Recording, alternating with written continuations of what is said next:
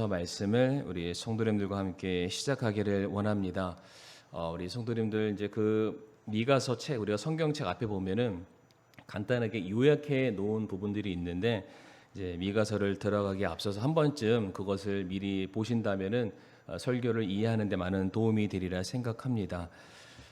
미가서 바로 미가의 이름의 뜻은 누가 하나님과 같은가라는 그런 의미를 가지고 있습니다. 다시 말해 미가서를 통해서 우리는 하나님이 어떠한 분이신지를 우리가 알게 되고 배울 수 있는 하나님이 어떠한 분이신지를 설명하는 책이 바로 미가서다라고 우리가 알 수가 있습니다.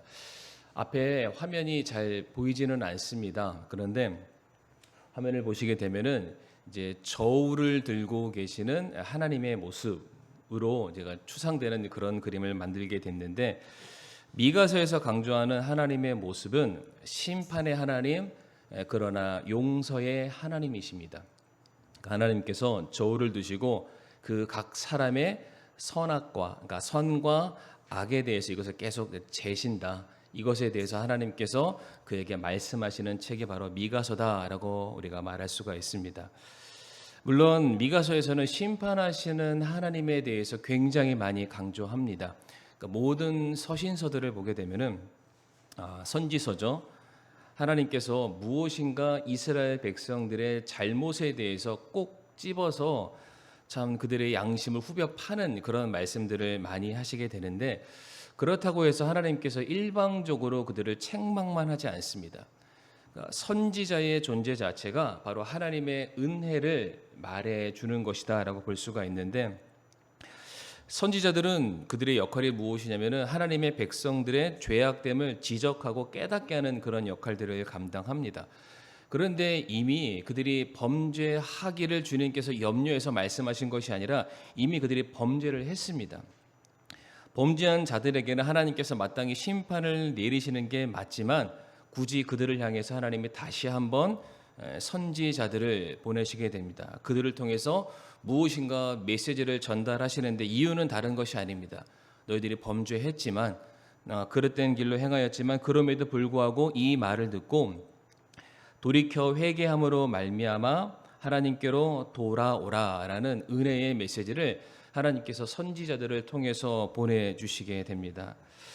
어찌 보면은 저희들이 계속해서 반복되는 이 선지서들의 말씀을 통해서 너무 똑같은 말씀들이 반복되고 있습니다. 그러나 우리가 기억해야 될 것은 무엇이냐면 왜 하나님께서 이 수많은 선지자를 통해서 내용은 약간의 차이가 있지만 똑같은 말씀을 그들에게 계속해서 선포하실까?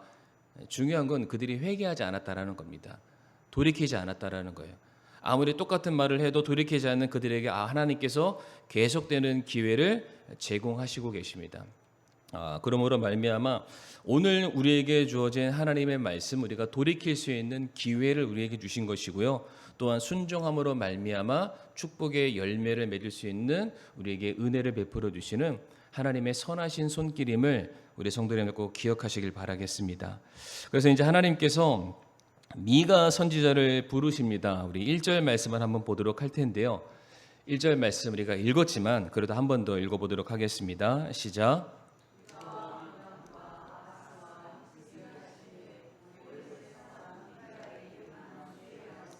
곧 그가 사마리아와 예루살렘에 관하여 본 말씀이라. 아멘. 제가 하나 더 우리 미가 선지자에 대한 정보를 우리 성도님들에게 전달해 드리길 원하는데 미가는 남유다 선지자입니다. 그런데 지금 미가가 살고 있는 시대적인 배경이 굉장히 중요한데 아수르라는 이제 대제국이 있습니다. 그런데 그 나라가 이제 북이스라엘을 침략하기 직전의 상황 속에서 이 미가 선지자가 살게 됩니다. 그러니까 조금만 있으면은 북이스라엘이 멸망을 당하게 됩니다. 그런데 이 아수르라는 나라가 북이스라엘만 점령하고 그것으로 만족했던 나라가 아니라 북이스라엘 멸망함과 동시에 그 밑에 있는 남유다를 향해서도 그들의 악한 손길을 뻗쳐서 그들에게 영향을 끼치려는 바로 그러한 상황 가운데 미가 선지자가 서 있습니다. 그래서 1절 끝에 말씀 보게 되면은 그가 사마리아와 예루살렘에 관하여 본 말씀이다. 남유다 선지자임에도 불구하고 하나님께서 시대적인 상황이 아수르로 말미암아 남과 북 모두에게 영적으로 굉장히 힘든 시대를 살고 있기 때문에 미가 선지자로 하여금 양쪽에다 말씀을 선포해라 라는 미션과 사명을 주게 됩니다. 성도님들, 미가는 선지자입니다. 선지자는 시대적인 상황을 예언하는 사람을 말하는데, 성도님들, 예언의 뜻이 무엇인 줄 아십니까? 예언의 예자는 미리 예자가 아니라 맡길 예자입니다. 예금할 때 예자이죠. 다시 말해 선지자는 어떠한 사람이냐면 하나님께서 맡겨주신 말씀을 전하는 사람, 하나님께서 내게 무엇인가 메시지를 선포하라고 맡겨주셨다면 그것을 전하는 일에 자기의 모든 목숨을 걸고 끝까지 충성을 다하는 사람이 바로 선지자다라고 말할 수가 있는데, 1절 말씀 보게 되면 하나님께서 미가 선지자에게 어떠한 말씀을 들려줬다라고도 하실 수가 있지만 1절 맨 마지막에 뭐라고 되어 있습니까? 사마리아와 예루살렘에 관하여 본 말씀이다 라고 되어 있습니다. 지금 하나님께서 미가에게 자신의 뜻과 계획을 보여주셨다라고 말씀을 하시죠. 하나님께서 무엇인가 보여주셨다라는 것은 성경에서 어떠한 의미를 갖고 있냐면 그 일에 대한 굉장히 긴박성을 가르쳐 줍니다. 그러니까 성경 말씀에도 수많은 예언들이 반복해서 등장하고 있는데 그것이 점진적이고 구체적이고 실제적으로 말씀이 그들에게 전해지게 되는 것이죠. 그러니까 처음에는 귀로만 들었던 그 말씀이 이제는 선지자에게 때로는 환상과 꿈을 통해서 그들의 눈에 선명하게 보여지는 일. 이 말은 지금 하나님의 말씀이 먼 훗날 미지의 어떠한 시간에 일어나는 사건이 아니라 이제 곧 내일이라도 임박하게 우리들의 삶에 임하게 될 분명하고 구체적인 사건이다. 그러니까 이 말을 받았던, 이 말을 보게 되었던 미가 선지자가 굉장히 그의 마음이 긴박하게 움직이게 되죠. 그래서 2절 말씀 보게 되면은 미가 선지자가 어떻게 반응하게 되냐면 너희 모든 백성들아 들을지어다, 오 땅과 그 안에 있는 모든 것들아 귀를 기울일지어다 라고 말하고 있습니다. 지금 미가가 긴급하게 사마리아 사람들에게, 예루살렘 사람들에게 찾아가서 그가 보고 들은 모든 사실들에 대해서 주저하지 않고 지금 전하고 있습니다. 사실 지금 미가 선지자가 전달하고자 했던 내용은 우리가 너무 잘 아는 내용이죠. 하나님의 백성이라고 불리는 그 모든 사람들의 죄악을 고발하는 것입니다. 그러니까 이스라엘 백성들로 하여금 임박한 하나님의 심판에 대해서 경고하는 메시지이죠. 성도님들, 제가 계속해서 이 강단에서 성도님들에게 잘하세요, 잘하세요라고 말한다면은 듣기 좋을까요? 듣기 싫으시겠죠. 똑같은 말도 계속 들으면은 지루하고 듣기 싫습니다. 그러니까 지금 미가 선지자가 전하고자 했던 그 내용 역시 마찬가지입니다. 이스라엘 백성들이 듣기 싫은 말입니다. 그들이 들었을 때 굉장히 거북한 말이죠.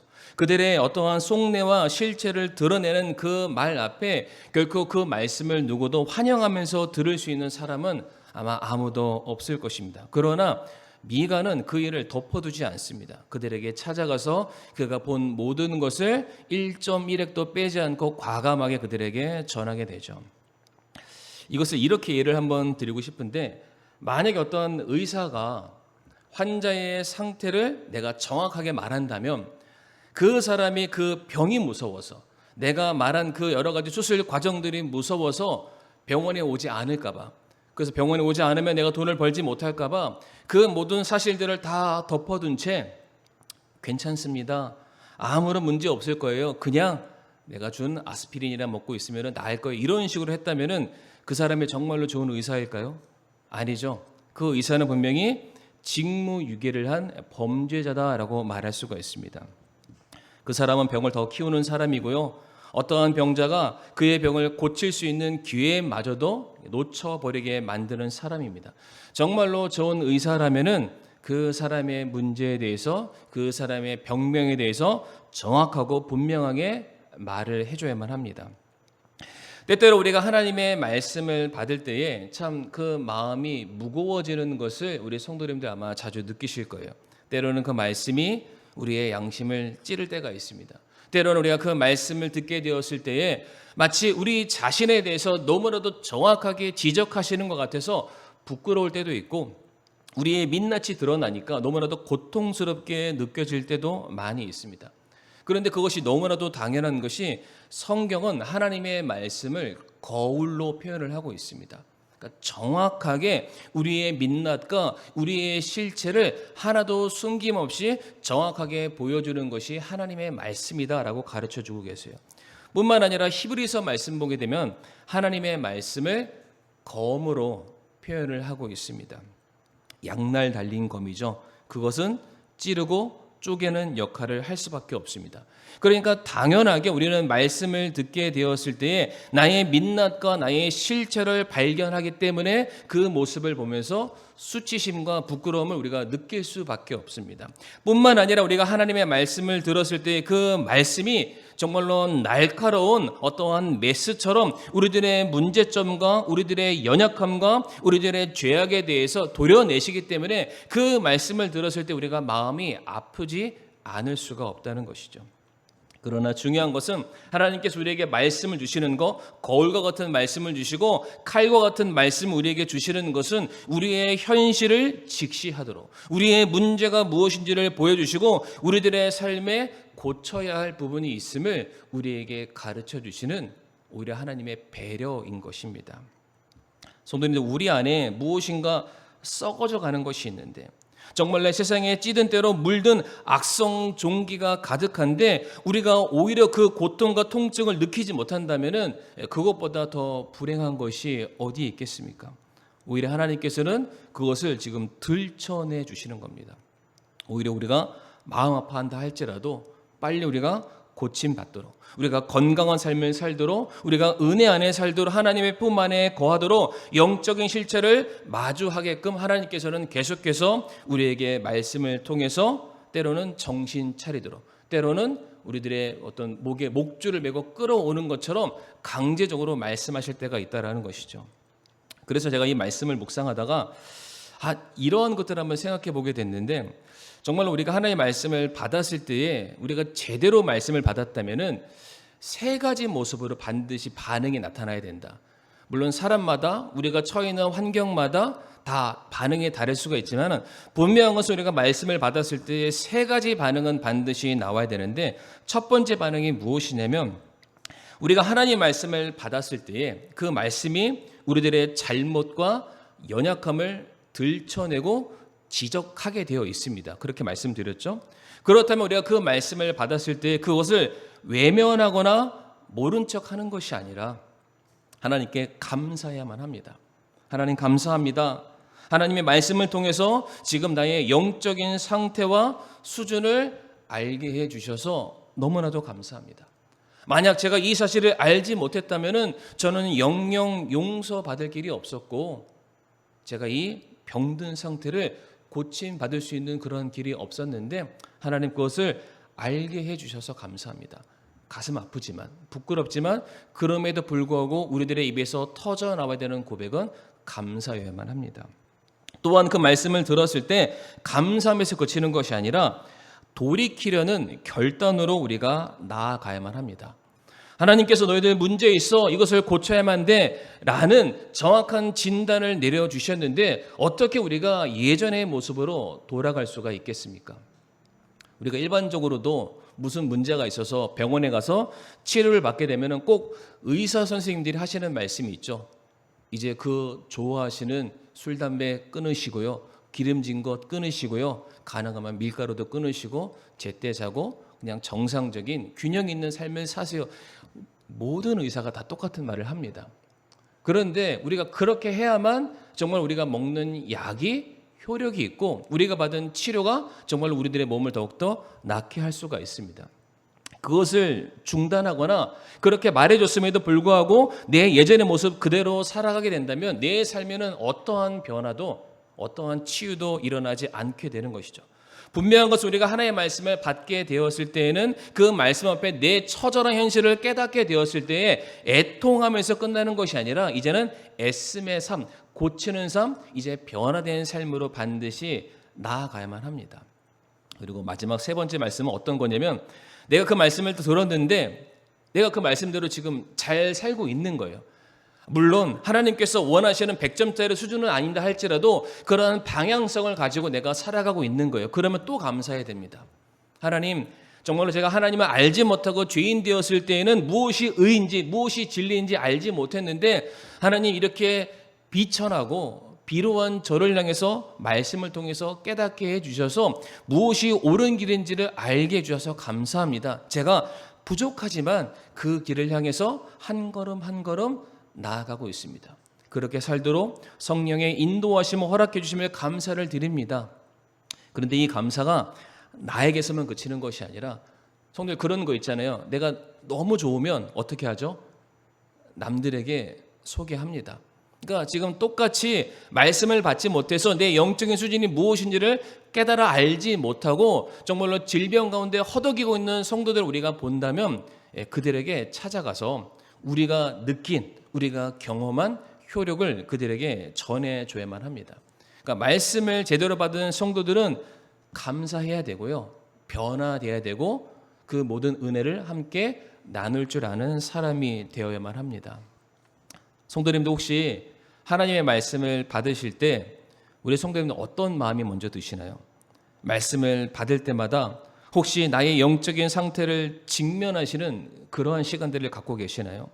하나님의 말씀을 받을 때 때로는 부끄럽고 수치스럽지만은 내 잘못된 것을 깨달아서 그래 오늘 이 말씀을 기점으로 내 삶이 돌이켜서 더 나은 방향으로 하나님께서 기대하시는 그 소망의 모습으로 내가 한번 나아가 보자. 혹시 이러한 신앙의 결단을 내리고 계십니까? 어쩌면 우리는 너무나도 하나님의 말씀을 많이 들었기 때문에 그 말씀에 대해서 우리가 이제 그 감흥이나 감동들이 많이 사라진 그러한 시대를 우리가 살고 있지 않나 생각이 듭니다.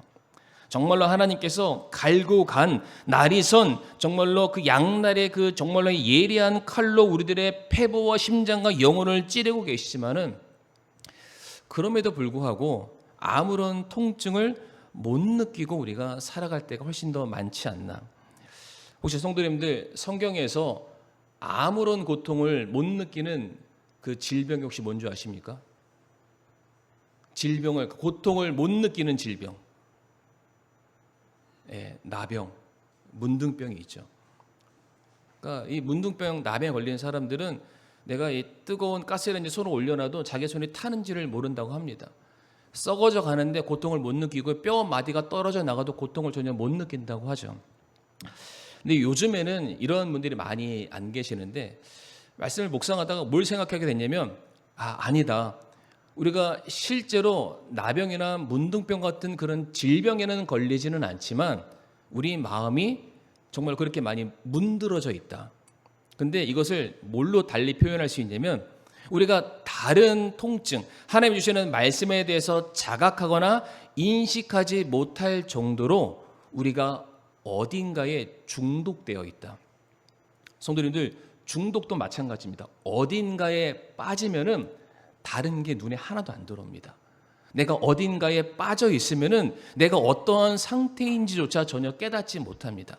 혹시 뭐 여기서 설명드릴 수는 없지만은 마약 중독에 빠진 사람, 뭐 술, 담배 중독에 빠진 사람, 이 사람들은 자기 몸이 썩어져 가고 있음에도 불구하고 한 잔의 술을 먹기 위해서, 한 대 피기 위해서, 한 번의 마약을 취하기 위해서 거기에 자기 모든 인생을 내겁니다. 그러다가 죽어갑니다. 그럼에도 불구하고 그 떨리는 손으로 술, 담배, 마약을 취하려는 그런 모습, 그 사람의 모습이나 문둥병에 걸린 사람의 모습이나 똑같습니다. 어찌 보면은 우리가 왜 하나님의 말씀에 대해서 왜 민감하게 반응하지 못하고 우리는 둔감하게 반응한 것일까?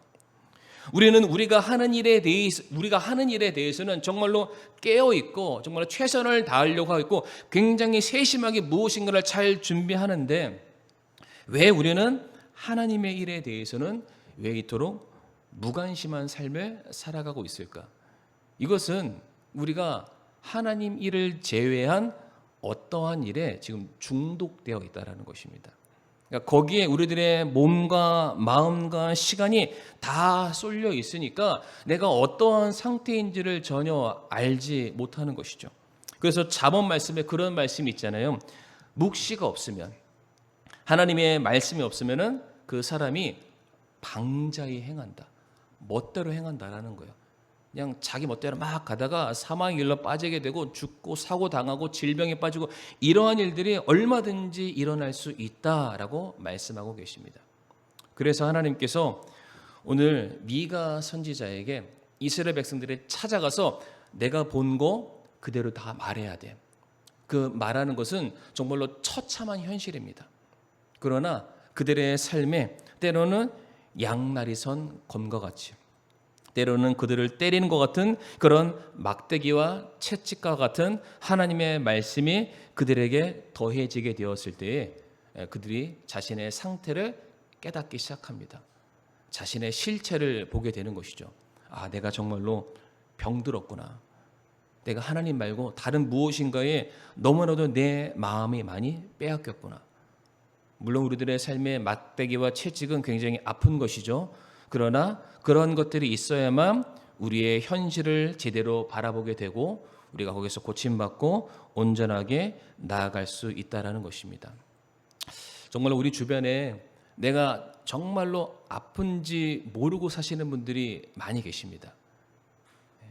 우리가 중간중간에 점검을 받아야 되잖아요. 우리가 때마다 정기검진해서 내가 아프든 안 아프든.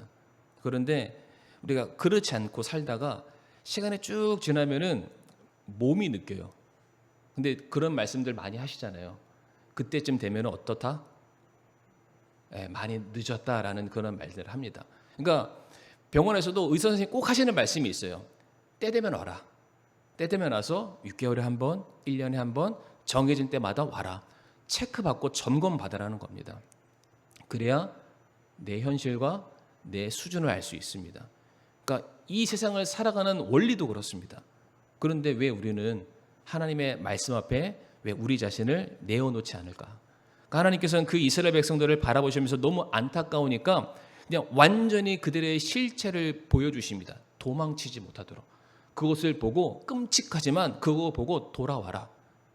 우리 성도님들 하나님의 말씀 앞에 계속해서 성도님들을 정기 검진하시길 바랍니다. 그 말씀 앞에 내가 정말로 바로 서 있는지, 그 때가 너무 늦으면 돌이킬 수가 없습니다. 그래서 하나님께서 이어지는 3절과 4절 말씀 보게 되면은 지금 이스라엘 백성들로 하여금 그들이 무엇인가 마음이 뺏겼잖아요. 그러니까 그거를 내가 다 없애주겠다. 내가 그것을 다 진멸해 버리겠다라고 말씀을 하시는데 3절과 4절 말씀 보게 되면 보라 주께서 자신의 처소에서 나오시고 내려오사 땅의 높은 곳들을 밟으시리니 산들이 그분 밑에서 높고 골짜기들이 갈라지되 불 앞에 밀초같이 가파른 곳에 쏟아진 물들같이 그리 되리라. 성도님들 이 말씀 보면은 무엇이 연상되십니까? 제가 지난번에 겨자씨만한 믿음이 있으면 이 산을 들어 저 바다에 던지우리라 해도 그리 될 것이다 라는 말씀에서 높은 곳이 낮아지고 낮은 곳이 메꿔지는 현상을 주님의 정말 재림의 때라고 설명을 드렸습니다. 그러니까 지금 똑같은 말씀을 하고 있습니다. 주님이 다시 오실 때는 어떠한 일에 나타납니까? 높은 곳이 주님께서 밟으시니까 높고 낮아진다라고 되어 있죠. 그러니까 당연히 그러면은 골짜기는 높은 곳이 쏟아진 것이 그 가파른 것을 채워서 평평해지는, 주님께서 이 땅에 내려오셨을 때에 재편성되는 자연 현상에 대해서 지금 설명을 해주고 있습니다. 그런데 이것은 단순히 주님께서 다시 오셨을 때에 자연적으로 발생되는 현상만을 말해주는 것이 아니라 어떠한 것을 말해주고 있냐면 영적으로 스스로 높아지려는 교만한 자들을 주님께서 내가 밟을 것이다, 내가 그것을 심판할 것이다 라고 말씀을 하고 계십니다. 하나님께서는 스스로 높아지려는 교만함을 보시면 결국 그것을 그냥 지나치지 않으십니다. 반드시 징계하시고요, 반드시 그의 모든 것들을 다 흩어버리십니다. 아담과 하와가 선악과를 먹음으로 말미암아 그들이 스스로 하나님처럼 되려 했을 때에 하나님은 그들에게 죽음을 허락하셨고 또한 그 에덴 동산에서 그들을 쫓아내셨습니다. 마찬가지로 수많은 사람들이 바벨탑을 쌓아서 하늘에 닿으려 했을 그때에도 하나님께서는 그들을 온 땅으로 흩어버리시게 됩니다. 성경을 말씀을 보게 되면 하나님께서는 교만한 자를 물리치신다라고 말씀하시고, 또한 그들을 대적하신다라고 말씀하시고, 또한 그들을 낮추시겠다라고 말씀하고 계십니다. 하나님이 교만한 자를 정말로 싫어하신다라고 말씀하세요. 잠언 6장 16절부터 말씀 보게 되면 화면에 띄어 있지 않지만 하나님께서 미워하시고 가증히 여기시는 것들이 굉장히 많이 나오는데, 거기서 가장 첫 번째로 등장하는 것이 무엇이냐면은 바로 교만입니다. 교만. 모든 것이 교만에서 비롯되는 거예요. 아담과 하와도 하나님처럼 되려고 했었던 그들의 교만함이 하나님의 말씀을 불순종하게 만들었던 것입니다.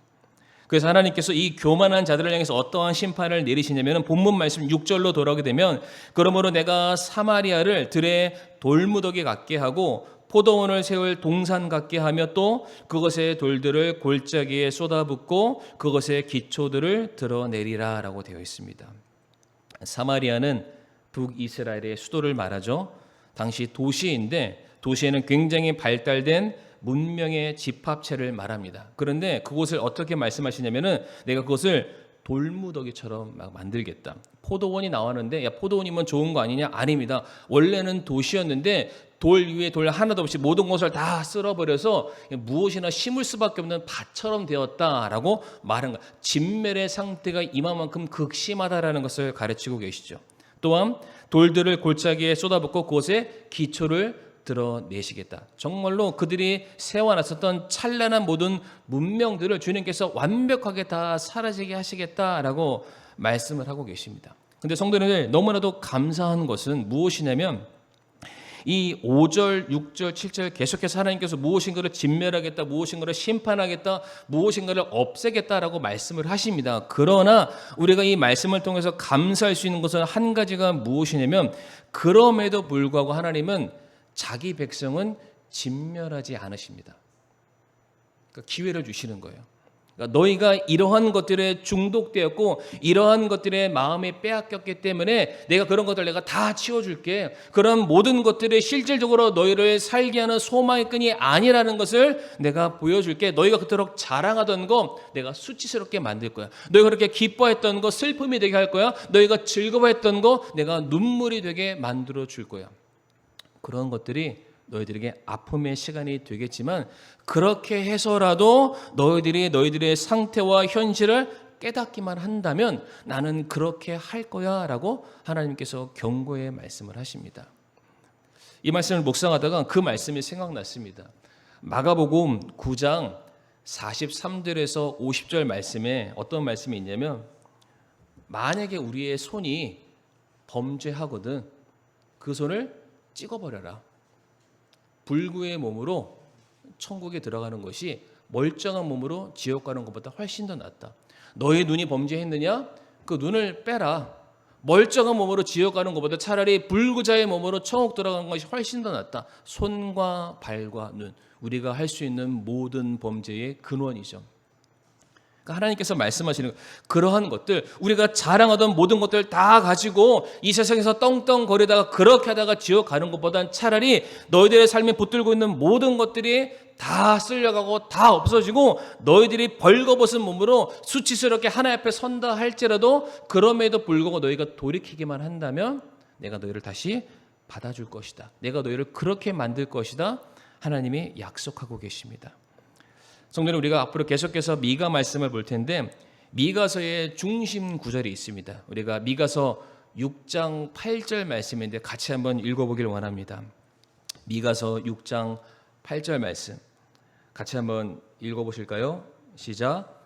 오 사람아, 그분께서 무엇이 선한 것인지 내게 보이셨나니 주께서 내게 요구하시는 것은 오직 의롭게 행하고 긍휼을 사랑하며 겸손하게 내 하나님과 함께 걷는 것이 아니냐. 아멘.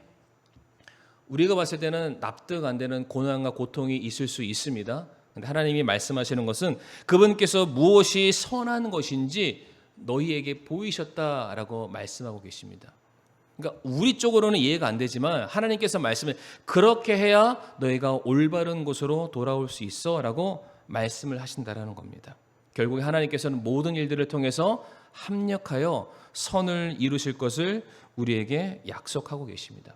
그래서 하나님께서 미가를 통해서 이스라엘 백성들의 죄악상을 꼬집어서 말씀하고 계시지만은 그 모든 것들이 결국에는 사랑하는 자기 백성을 다시금 자신의 품으로 안으시려는 하나님의 선하신 손길이라는 것을 우리가 말씀을 통해서 확인해 볼 수가 있습니다. 이제 말씀을 좀 마무리할 텐데, 그러니까 우리가 하나님의 말씀 앞에 나 자신이 노출되고 그 말씀이 들리고 그 말씀이 보여야만 우리가 믿음이 자랄 수가 있습니다. 그리고 믿음을 소유할 수가 있죠. 근데 우리가 너무 바쁘게 삽니다. 너무 많은 것에 우리의 마음이 빼앗기듯 살아가고 있습니다. 그래서 하나님께서 때때로 우리들의 삶에 광야와 같은 시간을 허락하실 때가 있습니다. 오늘 이스라엘 백성들이 맞이하게 될 그들의 운명 역시 하나님께서 그들을 광야로 보내시는 거예요. 그들이 누렸던 모든 것들로부터 그들을 다 끄집어 내셔서 그 사람들을 그냥 아무것도 없는 뻘거벗은 그 모습으로 광야 한복판에 하나님께서 던지시게 됩니다. 그런데 너무나도 감사한 것은 그들이 광야를 지나는 동안 홀로 보내면서 무엇을 깨닫게 됩니까? 거기에서 그들이 하나님을 바라보게 되죠. 혹시 기억나시는지 모르겠지만 광야를 히브리어로 미드바르라고 한다라고 혹시 기억나실지 모르겠습니다. 미드바르는 미와 다바르의 결합된 단어인데 무슨 뜻이냐면은 미는 어디로부터, 그리고 다바르는 말씀이라는 뜻이죠. 그러니까 말씀이 거기에 있다라는 것이 바로 광야의 원래 진 의미라고 합니다. 그러니까 하나님께서 우리들을 광야로 보내시는 것은 하나님의 말씀에만 주목하게 만드시는 시간입니다. 그러니까 때때로 우리가 원치 않는 아픔과 어려움이 다가올 수 있습니다. 정말로 예상하지 못했던, 전혀 기대하지 않았던 그럴 때 있잖아요. 야, 요즘만 같으면 참 좋겠다라는 그런 상황 속에서도 하나님께서는 갑자기 우리를 핀셋으로 딱 꽂아봐서 광야에 다시 보내십니다. 왜 보내실까? 그러니까 우리에게 뭔가 하실 말씀이 있다라는 겁니다. 그러니까 우리가 지금 누리고 있는 행복과 누리고 있는 기쁨보다 더 중요한 것이 있음을 우리에게 말씀하시기 위해서 우리가 거기에 있으면 못 들으니까 끄집어서 다시 여기로 보내십니다. 그리고 우리들의 실체를 하나님께서 여실하게 그냥 보여주십니다. 때로는 찌르시기도 하고 때로는 사방의 거울을 딱 드러내시고 한번 보라고, 너희 눈으로 세상 보지 말고 너희 자신을 한번 보고 너희들의 영혼을 한번 살펴보라고. 지금 여기에 집중해야 된다. 여기에 주목해야 된다. 성도님들, 이스라엘 백성들이 40년간 광야로 지나면서 그들 안에 있는 모든 이집트의 때가 다 벗겨졌습니다. 그리고 하나님이 약속하신 새로운 땅으로 들어가게 됩니다. 분명한 것, 우리가 방금 전에 읽었었던 미가서 중심 구절, 선한 것이 무엇인지 보여주시기 위함입니다. 하나님께서 우리에게 이와 같은 상황들, 이와 같은 어려움들을 허락하시는 것은 단순히 우리가 잘못했기 때문에 혼내시는 하나님의 책망의 손길이 아니라 하나님 우리를 더 사랑하시기 위해서, 우리를 향해서 더 놀라운 일들을 이루시기 위해서 보여주시는 하나님의 섭리이자 배려라는 것, 우리가 꼭 그 말씀을 기억하시면서 우리가 계속되는 미가서 말씀을 함께 살펴보기를 원합니다. 이 시간 다 같이 우리가 함께